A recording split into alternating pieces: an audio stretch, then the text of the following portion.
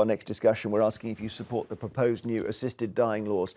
020 7862 2222 is the number. Terminally ill people with 6 months left to live could soon have the ability to take their own lives by self-administering fatal drugs, it's been revealed, essentially taking poison. But someone with disability or mental health issues would not be eligible. Details of the proposed laws were unveiled last night, and MPs will have their first vote in 2 weeks' time. The Prime Minister is known to personally back assisted dying, but senior figures in his cabinet, including the Health Secretary Wes Streeting and the Justice Secretary Shabana Mahmood, have indicated that they may vote against. So let's just take a closer look at what's been suggested. It's not coming from the government, it's coming from a particular Labour MP, here she is, called Kim Leadbeater.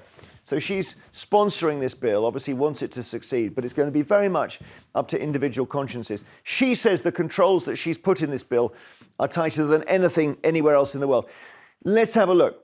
So the person will need to be over 18, registered with a GP for more than a year, have the mental capacity. They'll have to be terminally ill with 6 months or less to live. They'll have to have a clear, settled and informed wish to die at every stage of the process, which is free from coercion or pressure. They'll have to make 2 declarations of desire to end their life, both witnessed and signed. 2 independent doctors then confirm, yes, this person's eligible. By the way, this is an AI image. High Court judge considers application with power to question, even question the patient.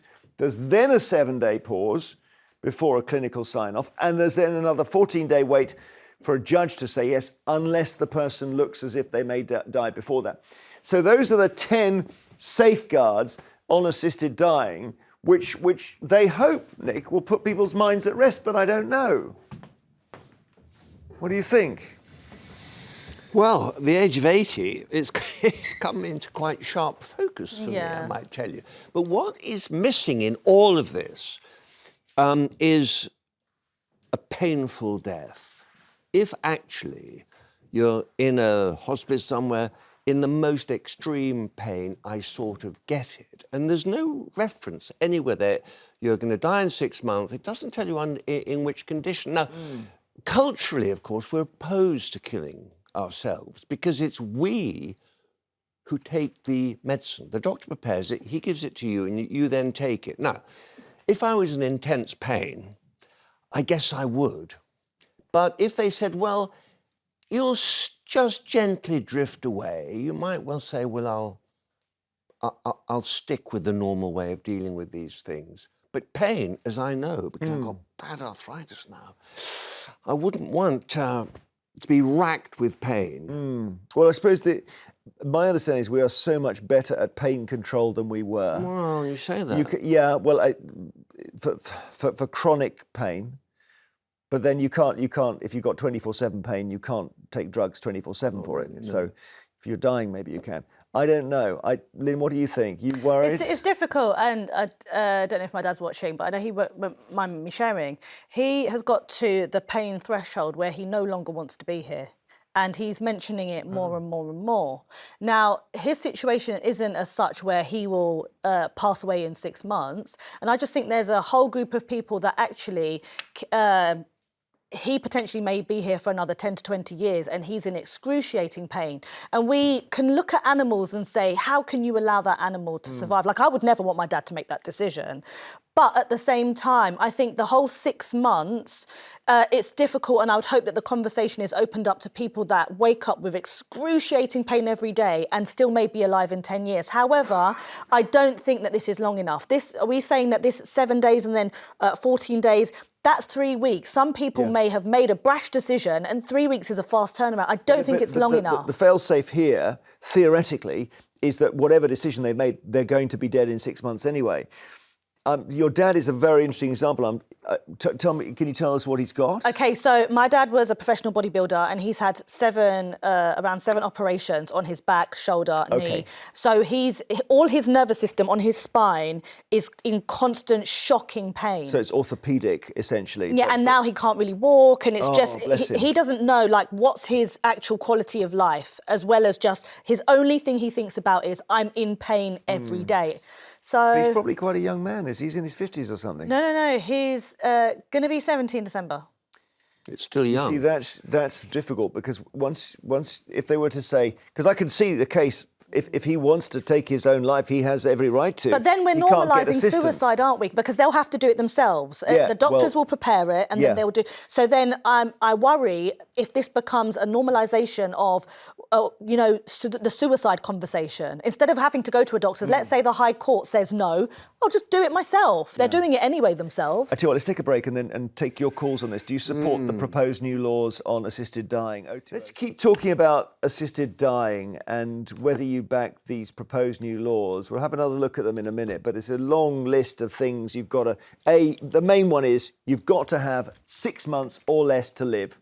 So you would not be able in your 30s to go and say, I've got very bad depression. And that's not a trivial example because a person in Holland managed to have their life taken on that basis. Lucy is in Stockport. How are you doing, Lucy? Hi, everyone. So I have incurable breast cancer. I was diagnosed at 36. I'm 39 now. I have twin boys who are 10 and a daughter who's 8. So there was a point where I fully supported assisted dying because I don't want my kids to see me in a lot of pain when I'm on my way out. But under the current government that we have, I do not trust them.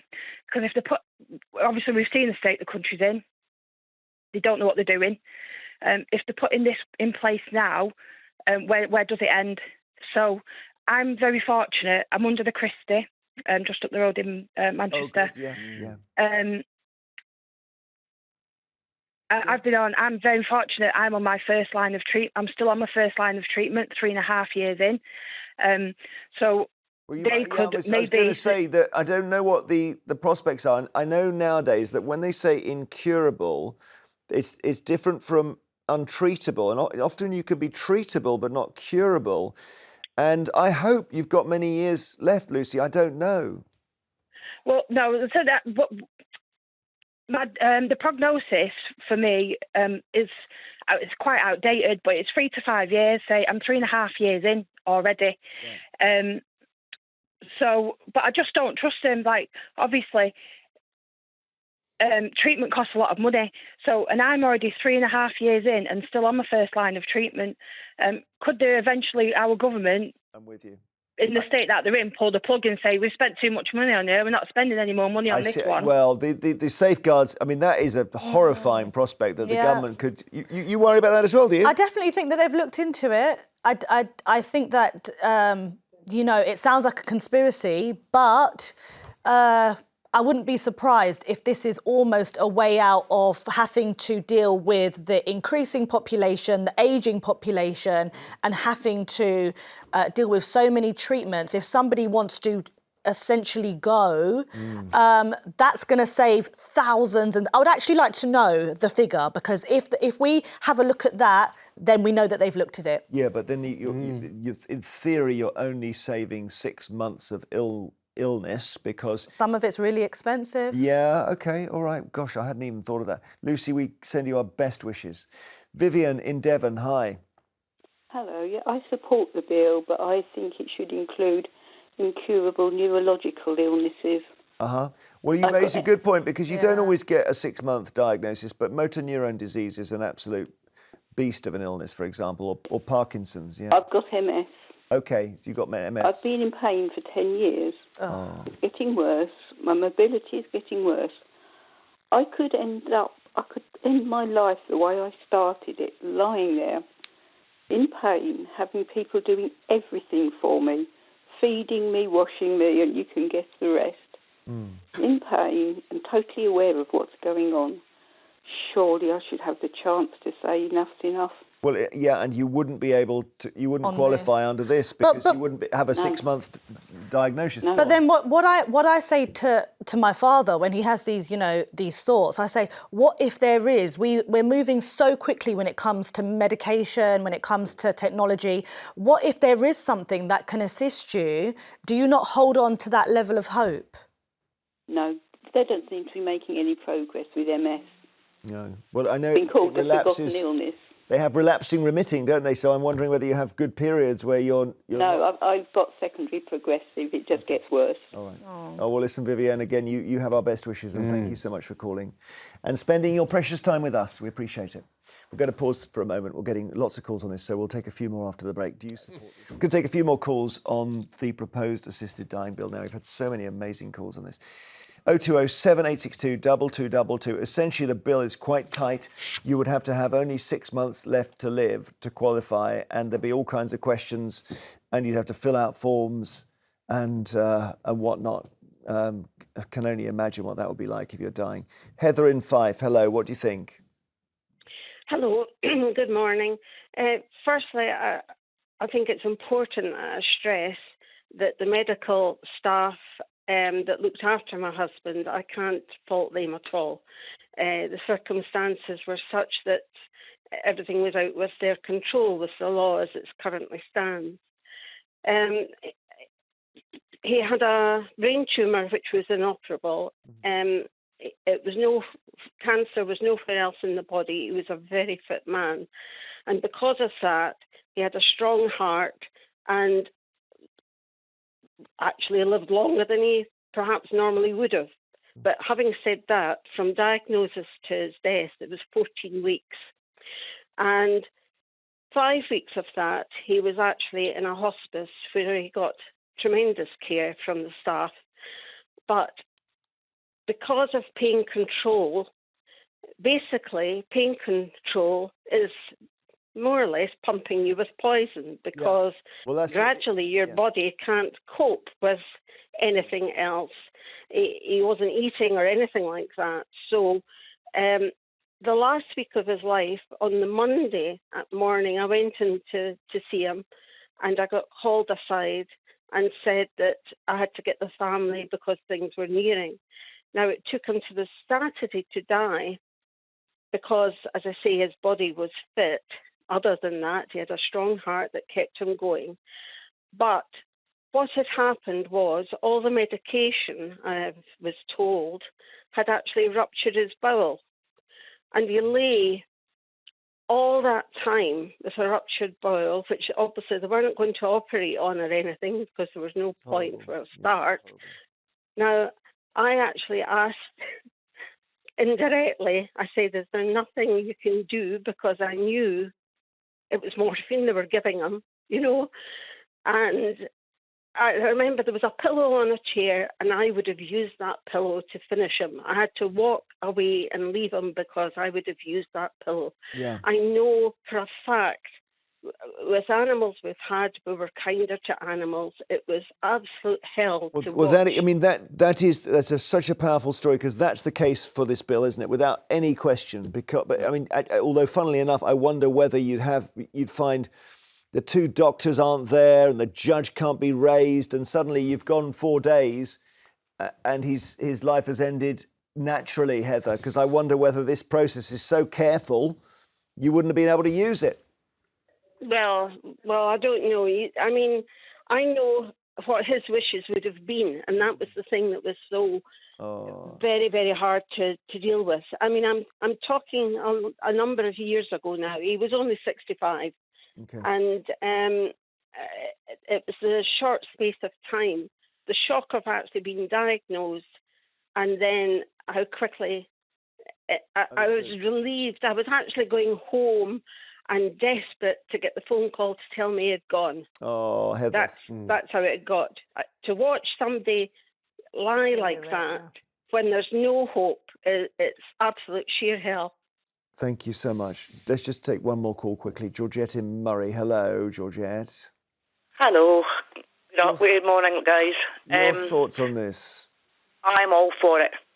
Well, I really am all for it. I watched my dad take 4 years to die after having a major stroke. Okay. He wasn't able to move. He was washed. He was fed. He could move one side at the time. When he first took the stroke, he was put into a major stroke unit away up in Scotland. There was only 20 patients in it, and once you got in there, you didn't come home. That was all that was in it. I visited my dad every 6 weeks, because I lived down south at the time.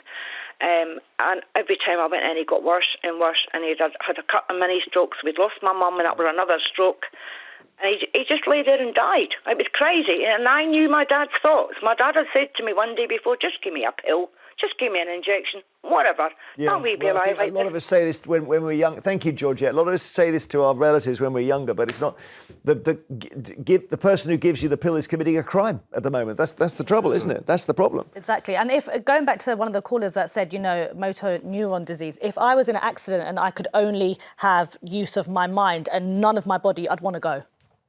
I'd absolutely want to go. If your mind is clear, okay, if you're in pain, it is all. I mean, motor neuron disease. I do some work with the Motor Neuron Disease Association, which is a fantastic charity, and I met a lot of people with it. The average diagnosis to death, the average is 2 years. It's a brutal illness. However, once in a while, you get Stephen Hawking or someone like that who lives for 40 years. So. These sort of, you've only got 4 months to live. The doctors can't be that precise a lot of the time. No. Yeah. Anyway, we'll move on, but thank you for such powerful calls today.